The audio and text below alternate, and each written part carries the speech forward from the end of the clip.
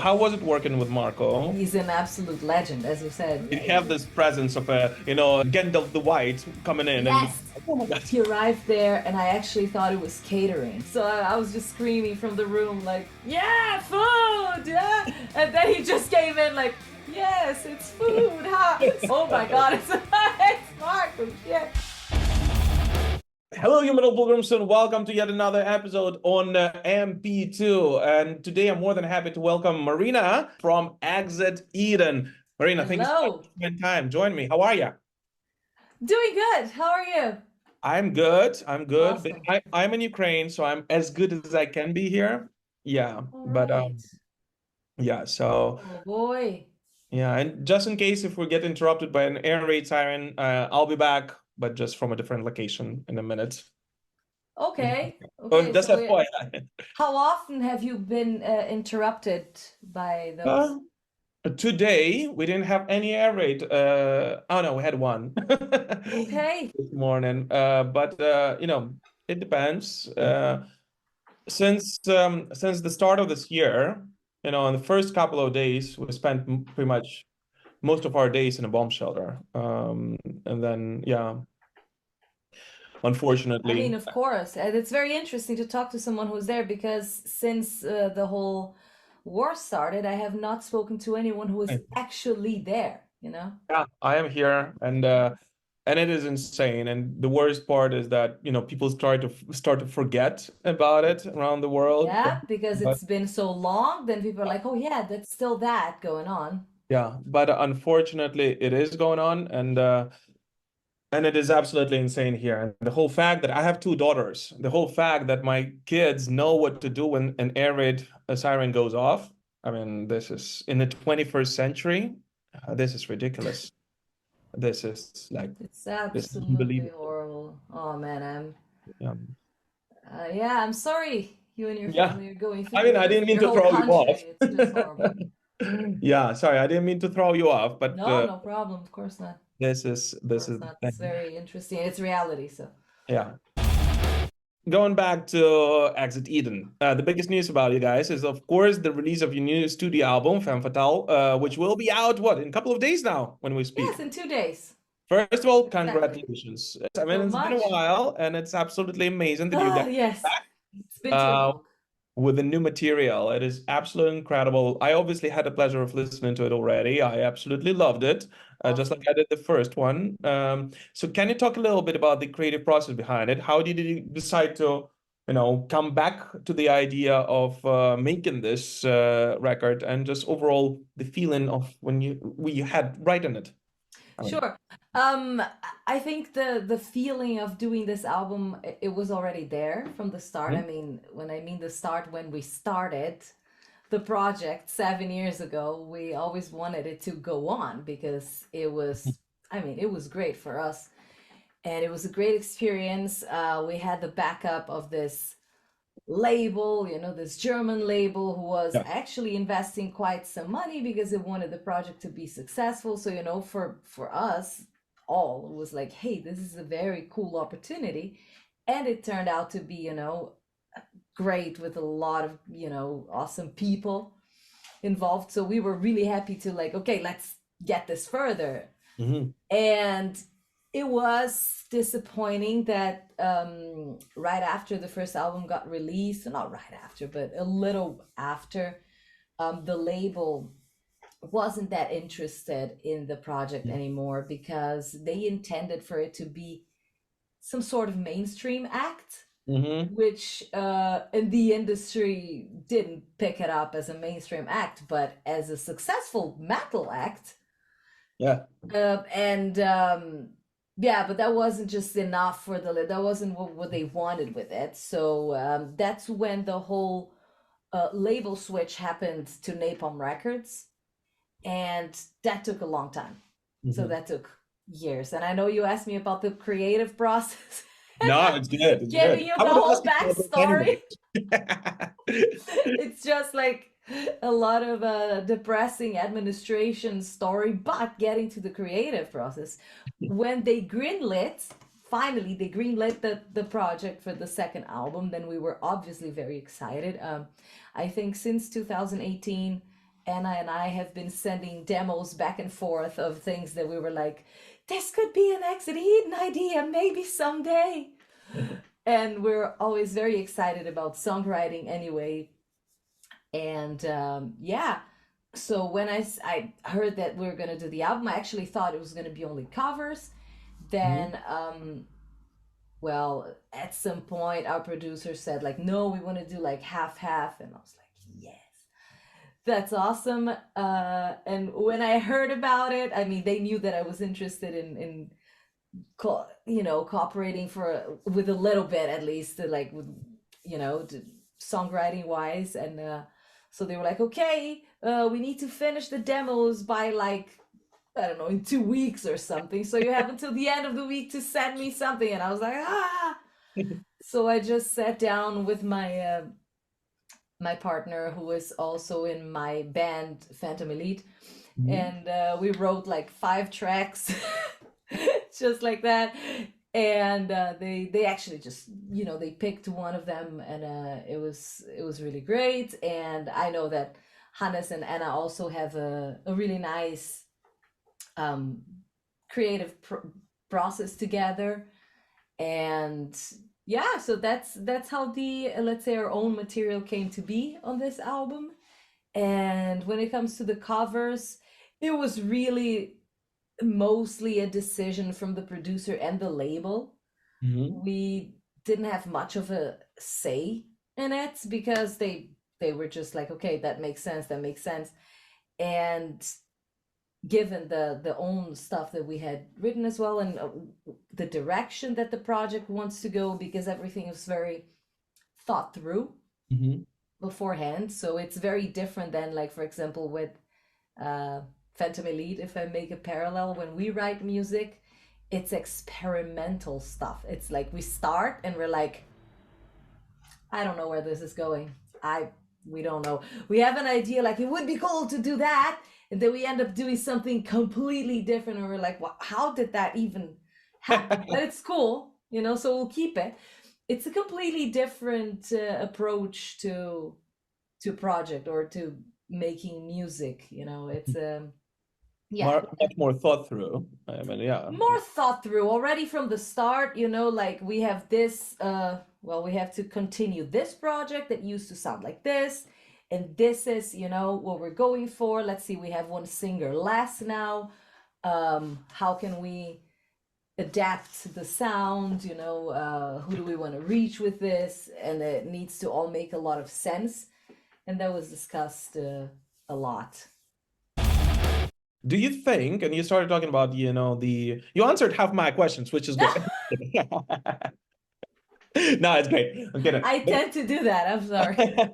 But you started talking about how you included originals here. Do you think that, as the band will, evolve later on, I assume it will, do you think that you will include more and more originals until you, basically stop doing covers whatsoever? I don't know. That's a very good question. I don't know. I think our gut feeling would be that not for now, because I mean, we love doing the originals, but we also like that the game that the band's thing is also doing this new take on covers. And I mean, I don't know, I think we could keep it at that ratio, or just a little bit more originals and less covers. I don't know, I think it's an interesting personality to the band. It's like a unique selling point, if you may. I was working with one of the most legendary people in the symphonic metal, power metal, universe whatsoever. For those who don't know, one of the songs made on this album is recorded together with Marko Hietala, of course, ex-Nightwish. So how was it working with Marko? And, just tell us. Yeah. Oh man. He's an absolute legend, as you said. So I was just shocked that he actually agreed to be part of the project. And I mean, he recorded his parts in Finland and everything. We heard it first before we met him. So it was already like Oh, this sounds You have amazing. this presence of a, Gandalf the White coming in, and you're Yes, like, oh my God. absolutely. That's exactly what happened. And so when we met him, I also didn't really know what to expect because I mean he is such a legend, and Mhm, I had never met him anywhere. The girls, I also think not. mhm. Clemmy has been in many festivals and such, but I don't think she had met him before.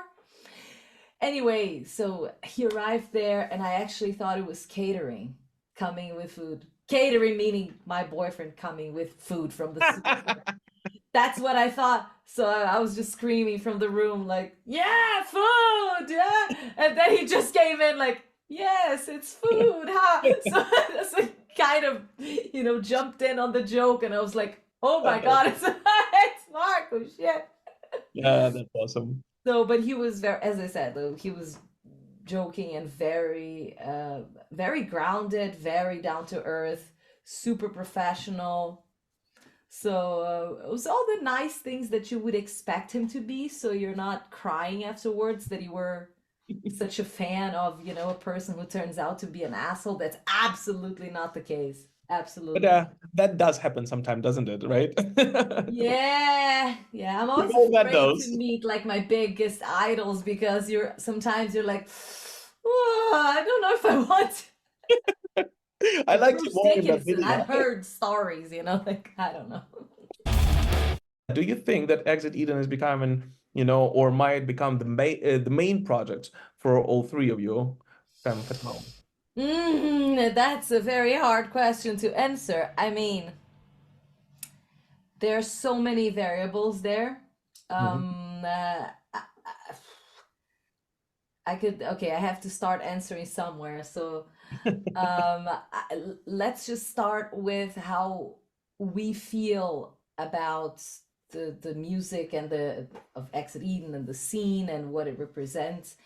I do know that both Anna and I, when it comes to what we enjoy the most, both like listening and writing, it is different Mhm. than Exit Eden. I mean, if you listen to our bands, it Yeah, it's it is. very different. Yeah, it is. It's just very different. And I know that, when you do a project like this, it's, Exit Eden is could still be considered a passion project because Mhm. it's not something we're receiving, Mhm. you know. There's lots of money to do, if I may be very open. And I mean, you know how passion projects work. You have to really, you know how it is. And yeah, it's tough to push through. You have to really have a lot of love for it. And I'm not saying I don't love what we do with Exit Eden. I really enjoy it very much, but I would need um, an extra motivation to make it, to invest, You have to feed that your family. much to make it the only thing I do, like my most Yeah. priority Yeah. above everything. You have to feed your family. You have to feed yourself. You have to, Right. like, pay the bills. Yeah. As you know, yes. So I don't know. It's a question of what happens with this project. It's to me at least, it's something that it could be because, as I said, I enjoy very much. This is a little bit to me like a theater. If you would say like more of a theater performance. And I enjoy that. I enjoy entertainment. I enjoy performing. I enjoy writing. So why not? But for it to become like the only thing I do in music, or let's say the most, where I devote most of my time and energy, it would also have to depend a lot on how well it's doing, and then if that's even financially viable for everybody. Absolutely. Because, Absolutely. I And mean, I'm not saying Phantom Elite or League of Distortion or whatever is financially viable. I mean, don't get me wrong.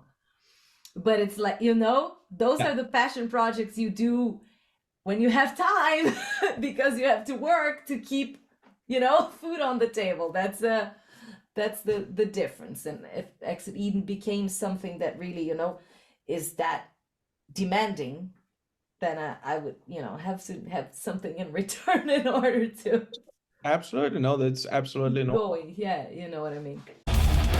How is Amanda? Do you keep in touch with her? And did it come to you as a bit of a shock that she was not part of the second album, or did you know that she wouldn't go for it all along?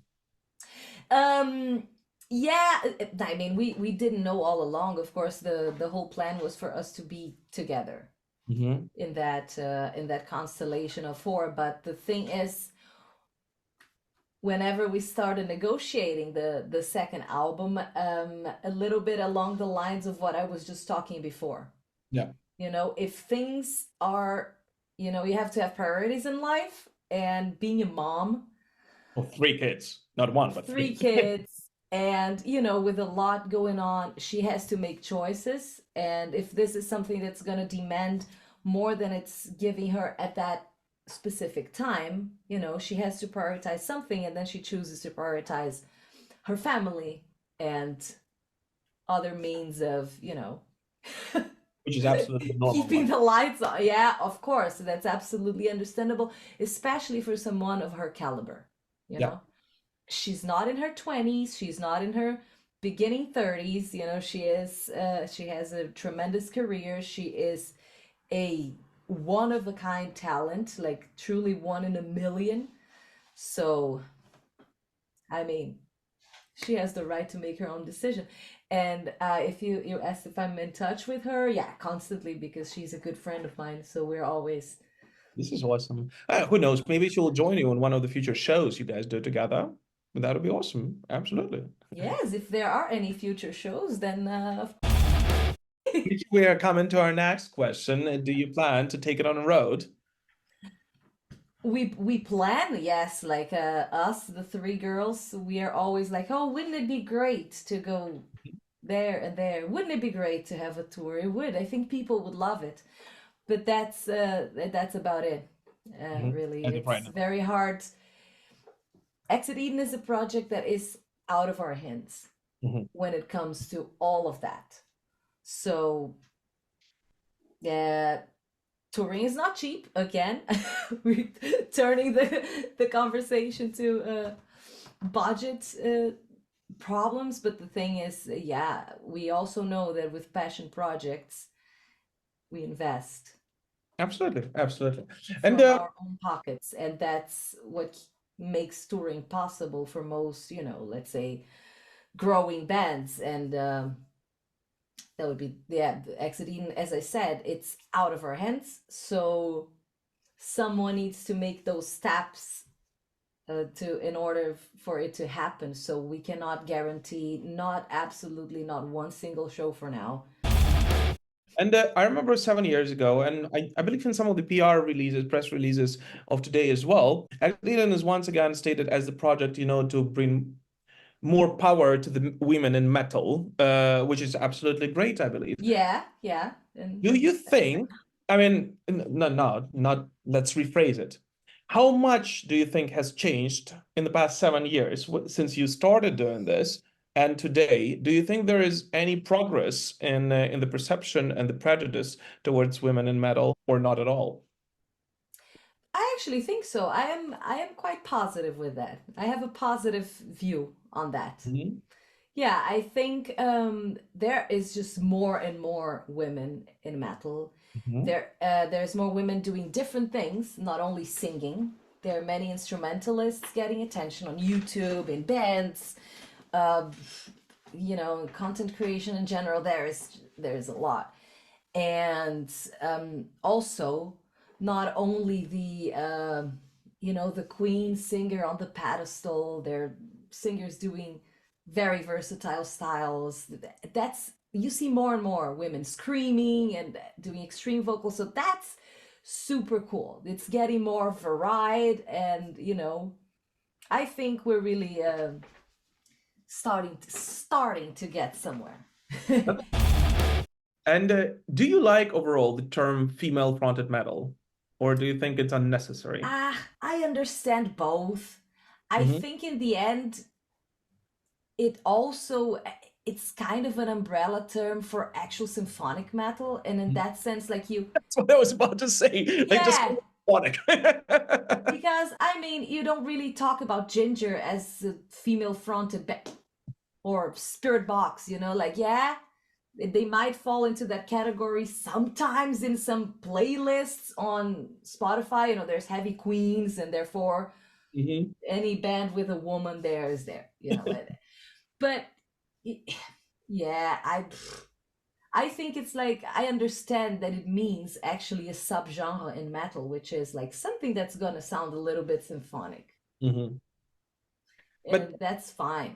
I but guess it's I not don't. really, therefore it does not really represent the females in metal, if No, right. I don't think so. I don't Yeah. think so. I think it represents a stereotype of females in metal. The funniest thing is, when I talk to people, right, and people talk about female fronted metal, not once, I believe, as a band like Nervosa came up. Not Right. even once. Which is like, Exactly. they're all Exactly. female. Like, I mean, they are female fronted and they're all All female. Like, female. why don't you bring them up? No, exactly. Exactly. And I Well, mean, is there a symphonic metal band with a man singing? Only a man singing? yeah, I think there are maybe There some. are? Yeah, I don't know. I'm Maybe. not a biggest connoisseur of the genre, so I don't know, is Camelot I don't know. Yeah. Yeah, Well, so I'm glad we're aligned on this one. yes, we are. Marina, I can talk to you forever. Literally, talking about heavy metal is my biggest passion in the world, and I can do this literally all day long. But Me there's a too. time limit to these things, at least so people tell me, especially the labels Unfortunately. most of the time. Yes. You So have in 30 minutes. so in order to close this, can you tell us one craziest story which has happened to you on the road with either of your bands? Oh man. Oh man. It's always those questions, and then now I have time pressure. I have to give a That's it. crazy You're, story. you're you're very time pressed. Yeah. Okay, I'm just gonna tell like okay, there's so many. I have to filter them out. I'm just gonna tell what happened to Phantom Elite on our last tour. All right. We got completely stuck. We were going to a festival in Czech Republic, in the Czech Mhm. Republic, the winter edition of Masters of Rock, and there was extreme snow everywhere. It was snowing very, very hard to the point that they had to close the road. I think there was also an accident that happened there, and we got stuck in that road for 6 hours, and we did not make it in time for the show. Like, not even close, not even close. Sucks. It sucks. And also the bathrooms and everything, you know, we were in a without food, stranded in the, you know, autobahn in the somewhere in the middle of Czech Republic, and you can't use the bathroom in the bus, at least not for, you know, Yeah. the number two business. So just the thought that, like, oh my god, we're stranded in the middle of a snowstorm in the ah yeah, in the middle of nowhere. I think the nearest tank station was like a few kilometers away, Mm. but we did it. We walked in the snow, through the snow, to reach the Well, gas station, and got some food and used the toilet. That was but you didn't make it to the show. The We show, did not. No. that sucks. We almost didn't make it back to the bus Oh my God. because it was so far where we had to walk to the gas station and back. When we Wow. came back, the cars were already starting to leave from the parked place at the middle of the road. So we were like, ah! Imagine getting stranded there. Exactly. Just imagine. All right. Well, Oh hopefully man. none of these will happen ever to you again, but hopefully you'll be able to tour Hopefully, more and man. more, and hopefully you guys will be able to make it to Ukraine very, very soon. We would love to welcome you here. Absolutely. Absolutely. Thank you so Uh, much. Marina, any last message for the fans? Anything you want to share with them? Old and new, anybody who's going to be watching you? Well, just check out Femmes Fatales because it's out by the Yeah. time you watch this. The new album from Exit Eden, and stay tuned for more Phantom Elite news, because we're also going to be releasing some new stuff Amazing. soon enough. Yes. Awesome. Then we'll see you back on the show once again. Oh, Then yeah, for sure. thank you. Let's do that. Thank you so Thank you so much. much for joining me today. Have a wonderful Bye day and bye and take care. yeah.